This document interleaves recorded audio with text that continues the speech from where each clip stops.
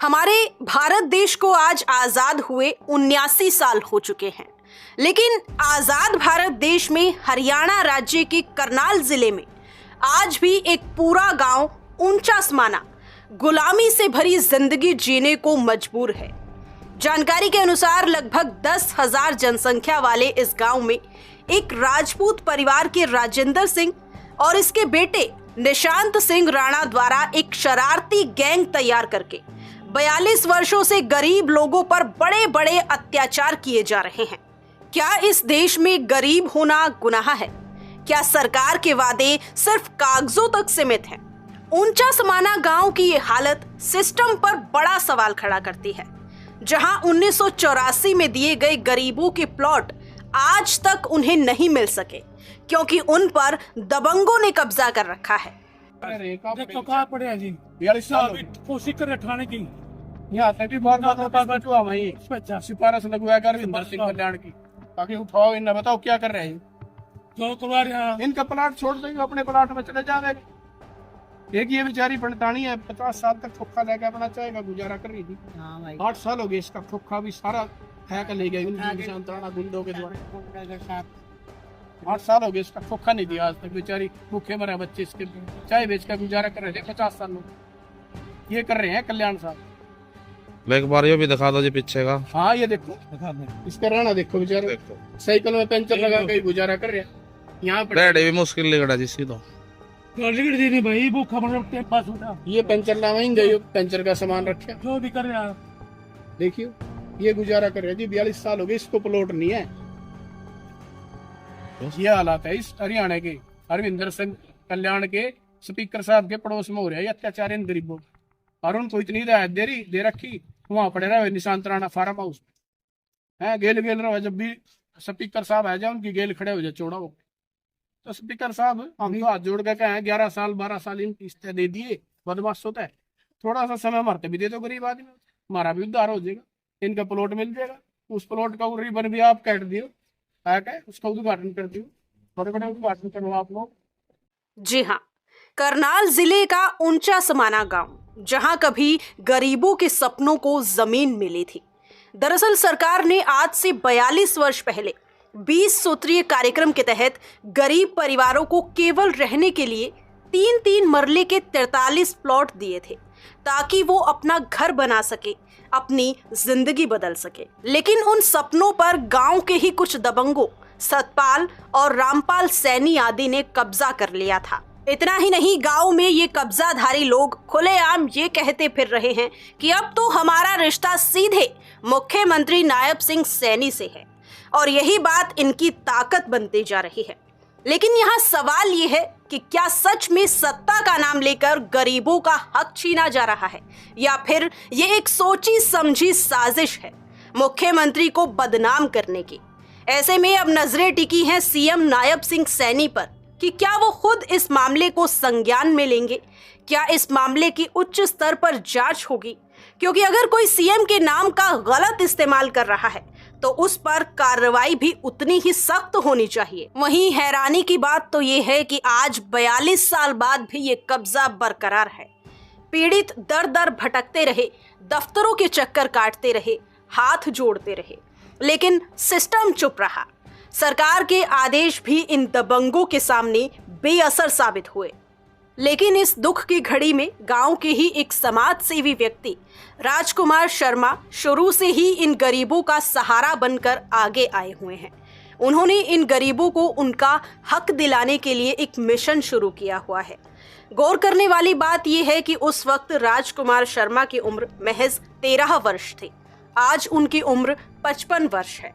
आखिरकार उनकी ये मेहनत कुछ हद तक असरदार साबित भी हुई।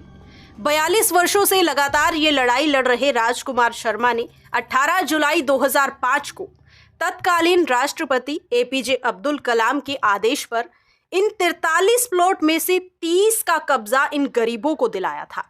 लेकिन एक और जहां देश के राष्ट्रपति अब्दुल कलाम के आदेश को सर्वोच्च प्राथमिकता मिलनी चाहिए थी, वहीं दूसरी ओर जमीनी हकीकत कुछ और ही बयां करती है। 18 जुलाई 2005 को दिए गए निर्देशों के तहत गरीबों को उनका हक दिलाने की प्रक्रिया शुरू तो हुई, लेकिन ये पूरी तरह से न्यायपूर्ण नहीं हो सके। जानकारी के अनुसार कुल 43 प्लॉट में से केवल 30 प्लॉट पर ही गरीब परिवारों को कब्जा दिलाया गया। ये कार्रवाई अपने आप में अधूरी मानी जा रही है, क्योंकि बाकी के 11 प्लॉट आज भी विवाद और शंकाओं के घेरे में हैं। गांव के इन गरीब लोगों के साथ कंधे से कंधा मिलाकर खड़े समाज सेवी राजकुमार शर्मा का कहना है कि खुद सरकार के जिम्मेवार अधिकारी तहसीलदार ने ही किसी बड़े लालच के वशीभूत होकर इन कब्जाधारियों के साथ मोटी साठगांठ करके सरकार के आदेशों के खिलाफ इन 43 प्लॉटों में से 11 प्लॉट की गलत रजिस्ट्रियां करवा दी। इतना ही नहीं, तहसीलदार ने इन गरीब अनपढ़ लोगों को लालच दिया कि तुम ये प्लॉट छोड़ दो, हम तुम्हें गांव में ही कब्जाधारियों से और अच्छी जगह दिलवा देंगे। इसके बाद वो गरीब मासूम लोग जो कानून और कागजों की भाषा नहीं जानते थे, उन्होंने भरोसा कर लिया। उन्होंने तहसीलदार के बहकावे में आकर अपने हक पर, अपने सपनों पर खुद ही साइन कर दिए और फिर उन 11 प्लॉट की गलत रजिस्ट्रियां कर दी गई। लेकिन ना ही आज तक इन गरीबों को गांव में वो जगह दी गई और ना ही सरकार द्वारा दिए गए वो प्लॉट मिले, जिससे ये गरीब दर दर की ठोकरें खाने पर मजबूर हैं। जरा सोचिए, जिन हाथों में फाइल होनी चाहिए थी न्याय की, वही हाथ अगर हक छीनने लग जाए तो गरीब जाए तो जाए कहां? इसके अलावा सूरजभान और रामकुमार, इन दोनों गरीबों की ओर से तो प्लाटों की कोई रजिस्ट्री भी नहीं करवाई गई थी। इनके द्वारा 18 जुलाई 2005 को 30 प्लॉटों का कब्जा मिलते समय कब्जाधारियों ने केवल 10 दिन का समय लेकर इनके उक्त दोनों प्लाटों को खाली करने का आश्वासन दिया था, जो आज तक कोर्ट के बार बार आदेशों के बाद भी इन गरीबों को इनका हक नहीं दिया जा रहा है। गौरतलब है कि उक्त सूरजभान और रामकुमार दोनों भाइयों के मकानों को दिलाने के लिए 3 वर्ष पहले वर्तमान राष्ट्रपति की ओर से भी हरियाणा सरकार को गहनता से जांच के आदेश दिए हुए हैं, लेकिन वो आदेश भी गरीबों के साथ राजकुमार शर्मा के केवल बयान लेकर करनाल प्रशासन के दफ्तरों में ही दफन किए हुए हैं, क्योंकि तब से आज तक शासन और प्रशासन में गांव के ही दबंग व्यक्ति राजेंद्र सिंह राणा और इनके बेटे निशांत सिंह के शरारती गैंग की मजबूत पकड़ रही है।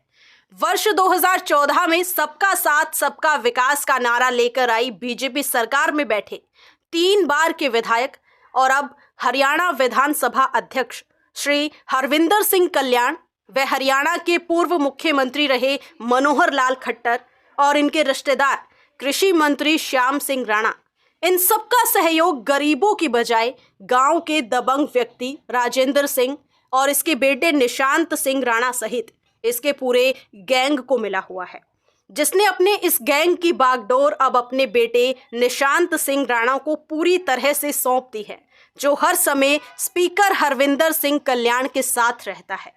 तो आइए सुनाते हैं आपको इस मामले में क्या कुछ कहना है गांव के समाज सेवी राजकुमार शर्मा जी का। साहब को दिखाना चाहूंगा मैं हरविंदर सिंह कल्याण, आपको आप स्पीकर हो हरियाणा के। 2014 में मैं खुद आपके पोलिंग एजेंट था, मैं इलेक्शन के दौरान। ये देख लो, आपका पोलिंग एजेंट का कार्ड भी ले रहा हूं मैं। और इसके प्लॉट के बेचारों के गरीबों के राष्ट्रपति तक भी ऑर्डर किए हुए हैं, राष्ट्रपति ने भी जांच के। और जो प्लॉट 23 कैंसिल कराए हैं ना, उनके 23 प्लॉटों के निशांत राणा ने खुद 2018 में रेजुलेशन करके इनको कैंसिल रखने का प्रस्ताव पास कराया था। ये रहा निशांत राणा ने। अब इनको पंचायत कैंसिल ही रखेगी, इनको किसी को प्लॉट नहीं देंगे। फिर भी 23 प्लॉट देने की सिफारिश कर रहे हैं, सारे ही कल्याण साहब कर रहे हैं काम। और ये राष्ट्रपति जी के भी ऑर्डर हैं 2023 के। इन गरीबों के जितने भी कार्य है ना, उनकी जांच कराने के, सारी जांच करने के बाद हमारे सबके बयान लेकर रेडियो दफ्तर में ठंडे बस्ते में रख रखे हैं। पता नहीं ठंडे बस्ते में भी रखे हैं, वो कूड़ेदान में गिर दिए। राष्ट्रपति के ऑर्डर भी यहाँ कुछ काम नहीं करते। इतनी ज्यादती हो रही है इन गरीबों पर हमारे। बहरहाल ये मामला सिर्फ जमीन का नहीं बल्कि व्यवस्था में भरोसे का है। जब सर्वोच्च स्तर से दिए गए निर्देश भी अधूरे रह जाएं, तो आम नागरिक के अधिकारों की सुरक्षा पर सवाल उठना स्वाभाविक है। जबकि आजाद भारत का संविधान सबको समान रूप से जीने का अधिकार देता है। ये सिर्फ एक गांव की कहानी नहीं है, ये उस सच्चाई का आईना है जहां गरीब आज भी अपने हक के लिए लड़ रहा है। जरा सोचिए, जिनके पास अपना घर होना चाहिए था वो आज भी झोपड़ियों में रहने को मजबूर है। यहाँ सवाल ये उठता है कि क्या गरीबों का हक सिर्फ कागजों में ही रहेगा? क्या सिस्टम हमेशा इसी तरह से चुप रहेगा? आप समझ गए होंगे कि ये अत्याचार किसके दम पर चल रहा है, लेकिन कब तक इन दबंगों के सामने यूं ही झुका रहेगा सिस्टम? और सबसे बड़ा सवाल, क्या गरीब होना ही सबसे बड़ा अपराध है? कोर्ट के 20 साल हो गए, बार बार आदेशों उपरांत भी वे बेदखल कर रखे हैं कब्जाधारी रामपाल सैनी वगैरह। उनको बेदखल करने के बाद भी आज तक इनको 42 साल में प्लॉट नहीं मिले और उनको प्लॉट दिए जा रहे हैं जो कि 2008 के प्लॉट थे। हमने 47 प्लॉट कैंसिल कराए थे, सरकार ने करे थे। उसमें कोर्ट में लंबित है मामला। उनको पुरजोर कोशिश की जा रही है 23 प्लॉटों को देने की। 47 में 23 पास करवा लिया ना निशांत राणा ने, गाँव का पूर्व सरपंच। उनको देने की पुरजोर कोशिश करी जा रही है, लेकिन इस 42 साल से जो गरीब बेचारा अनुसूचित जाति का, इसको प्लॉट नहीं है 42 साल बाद भी। और इसमें सारा इन्वॉल्व बीच में जो दीवार बन रहा है ना इन गरीबों के और कब्जादारों के बीच में, वो अरविंदर सिंह कल्याण है, हमारे गुआंढी, हमारे पड़ोसी, जो आज बाहर इसके हरियाणा के स्पीकर साहब हैं। इन्होंने क्या बिगाड़ा था अरविंदर सिंह कल्याण का, स्पीकर साहब का?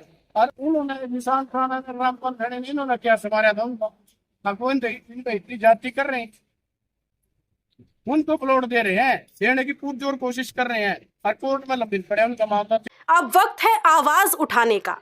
आप भी हमारी इस वीडियो को ज्यादा से ज्यादा शेयर जरूर करें, जिससे ये वीडियो पीएम मोदी तक पहुंचे और इन गरीबों को पूर्ण रूप से आजादी मिल सके, ताकि सही मायनों में 2047 तक पीएम मोदी सहित हम सब भारतीयों की सोच के अनुसार हमारा देश विकसित भारत बन सके। देश का मुद्दा न्यूज चैनल के लिए पानीपत से साक्षी शर्मा की रिपोर्ट।